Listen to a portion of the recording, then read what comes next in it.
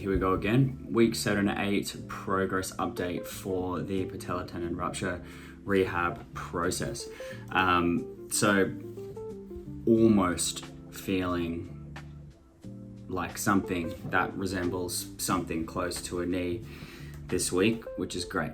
The key goals for the week are normalize my gait, or work towards normalizing my gait, building tendon load tolerance and quad muscle. So primarily at the moment, just focusing on isometrics for the tendon remodeling. So as you can see, there's a bit of muscle starting to come back in the VMO area. Just another view kind of that quad definition starting to build up, which is great. Obviously nothing compared to the other leg, but it's something. Posterior chain still coming together nicely over these last 2 weeks, being able to really pump a bit of volume into that, which is great. Calves also coming back as well, which is excellent. I think the important thing to note here is although the circumference seems to be increasing, the muscle in the posterior chain, also like in my quad area, it still feels quite soft compared to my good leg. So the circumference is growing. It's definitely getting a bit harder and more toned in that area, but there's still a decent way to go there as well.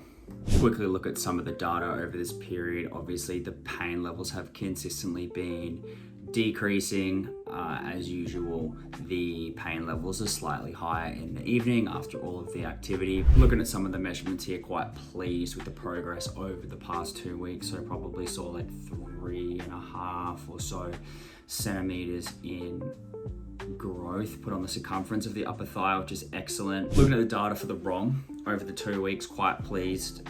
It took us from probably 90 to 120 degrees from a passive perspective, took us to 100 in the active seated and 90 in the prone active.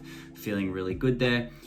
Also seeing the percentage ROM in the evening versus the morning start to compress a little bit as well, and you can see that on the graph. If we go to the next graph as well, the stiffness and swelling ratio, we're kind of sitting at like 92-93% of our average ROM in the morning when we're in the evening. So definitely closing that gap, but the goal is to get that to 100. Also started punching the steps this week, started to feel really good, really seeing an improvement in terms of like no additional swelling coming from that walk. It's also really nice to kind of get out with the baby and the dog to go for a walk together to give mum a bit of time as well. So that's great. Week 7, started getting on the bike, loving it. Honestly, such a great unlock ROM wise. So in week 7 was kind of riding the bike with an elevated seat just to compensate for the fact my ROM wasn't there yet. But now in week 8, the seat seems to be at the right height, and I'm doing like 20-30 minutes a day and starting to play around with that resistance as well, and it's starting to feel really good. So enjoying that. Last thing I'll talk about is just nice to be able to start doing kind of these functional baby movements. So week 7, definitely an improvement from week 6, still a bit stiff in the left leg and kind of compensating and leaning a little bit over to the right, but really happy with the progress there. Really pleased with the progress for the gait for week 8.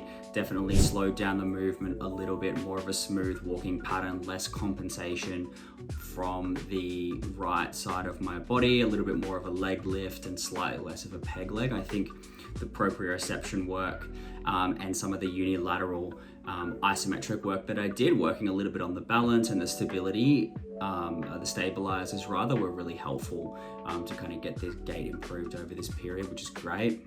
Let's go through some of the key work that I did over this period. So for pretty much most of the work or most of the sessions I'm doing, unless I'm quite sore, I'm going to be using the blood flow restriction cuffs. I spoke about these in earlier videos, just an easier way to kind of increase that metabolic stress without actually having to put extra load on the tendon. Got into some Bulgarian isometric holds this period. I really enjoyed these. I think these will be a staple for the tendon remodeling stage.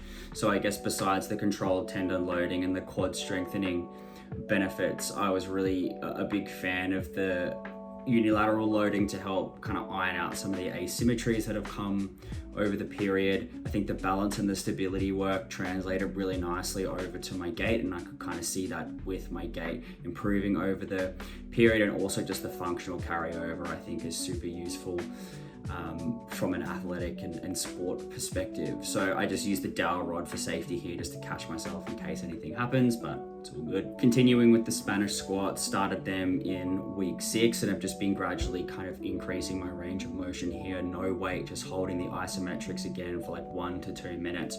Really enjoying these ones as well, putting them in the mix. Single leg press isometric holds, really great for stability. I've been using this just as a metric to kind of track the quad strength over the period.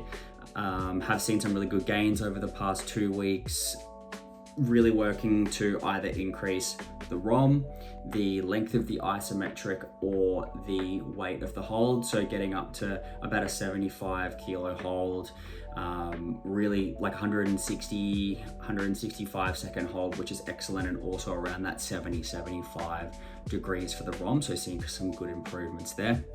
Lastly, just keeping on the terminal knee extensions as well.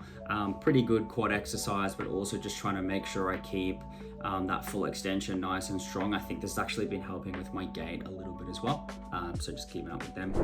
Posterior chain, really loving the fact that the quad and the tendon are a bit stronger and stable, so I'm able to load the posterior chain a little bit more heavily now and put some more volume through, which is excellent. So obviously still smashing out the single leg RDLs. I've been using the single leg RDLs as a metric to track the posterior chain strength because I can't cheat these at all, but the limitation is there is a big kind of requirement for stabilizers here, but still seeing quite a solid increase here. Managing to do about 16 kilos here, so 2 8-kilo kettlebells for 10 reps, super slow eccentric, super controlled, so really enjoying the progress there. Really enjoy a standard kind of bilateral RDL, but at this stage I just feel like the right side of my body is compensating too much, so I'm just trying to isolate it a little bit more, just to really push the strength in the specific leg. So the kickstand RDL is lovely for that. They add a little bit of stability, but still allow you to isolate that leg pretty nicely. So really enjoying them and definitely going to continue using them throughout the program. Leg curls, great movement, really nice, parallel to like athletic capability and sprinting.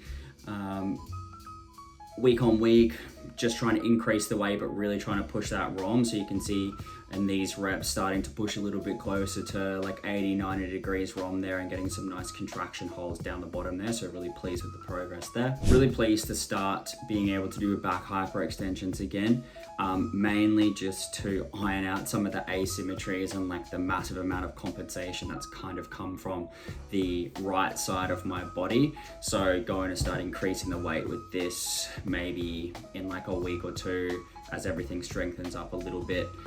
Really enjoying being able to hit that lower back again, which is nice. Cable kick packs, same as the previous period, just increasing the weight here. It's just a good way to get a little bit of meat into the glutes before I can do, you know, proper kind of compound loading. So this will kind of stay in here until I'm able to do more weights on the leg press or the Bulgarians as well. So they're great for now.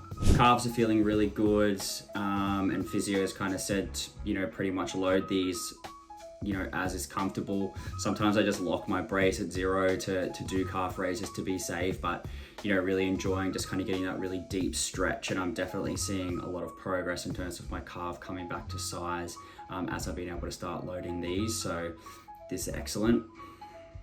So same as last week, working hard on both hip abduction and adduction. Really nice slow eccentrics, controlled eccentrics at the top. Not doing as many straight leg raises at the moment, but definitely doing some focused hip flexor work. So both kind of straight up these hip flexor lifts here, but also in my core training doing hanging leg raises as well, which are working really nicely. Lastly, just into a bit of mobility, proprioception stuff. So been pretty consistently working on my balance for the past few weeks and started to add a couple more proprioception things here. Like this is kind of like a Y balance test there, just toe touches in different kind of directions to see how that feels, and it's feeling really good, so I'm keen to kind of keep working on that over the period. Lastly, as the knee has gotten to a point where I'm kind of comfortably in that 90, 110 range, I've been able to unlock quite a few movements mobility wise, and it's been really nice to kind of just like unlock both sides of the body, but especially the injured side of the body in the hip area. I've started being able to do hip movements that can kind of hit my hip flexors a little bit as well, and like the rec fem, which is just like chronically tight since I did this injury, hitting things like calves, being able to stretch up my adductors and my glutes, especially with the volume that I'm putting into all of these muscles. The ability to now kind of stretch them out and release them in the day or in the evening are just really helping me bounce back and be able to put more volume in the next day. So really pleased with the ability to do some mobility as well. Thanks very much for tuning in. You know, to be honest, I'm not satisfied with where I'm at. I know that this rehab is progressing really well, and it's just very hard for me not to compare myself to where I was before. You know, on a daily basis, this injury devastates me, but I just have to kind of get up and keep pushing through. So I'm thankful that I've got that motivation to do this day to day, and recording this is something that continues to keep me accountable, even if no one watches this. You know, I'm just putting it out there just in case there's someone in my position that needs some inspiration or needs some exercises that might work to try something a little bit different. So I hope it's helpful. Thank you. Appreciate you.